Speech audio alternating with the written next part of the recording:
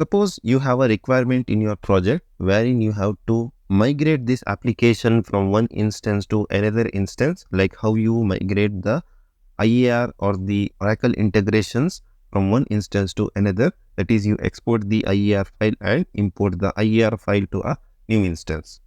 Suppose if you want to do similar thing with the help of process application, then you can do the same over here as well. Now, in order to export any application as a file, you have to click on this actions or the menu over here that is available for each and every application and click on export. As soon as you click on export, your file will be exported, that is with the extension .expx. So expx is the extension of process applications, like .iar is the application extension for Oracle integration. So if you check the exported file with the help of File Explorer, you will see this .expx file will be downloaded, and in the type it will show expx file. Following those steps, we can export our process automation application to our computer.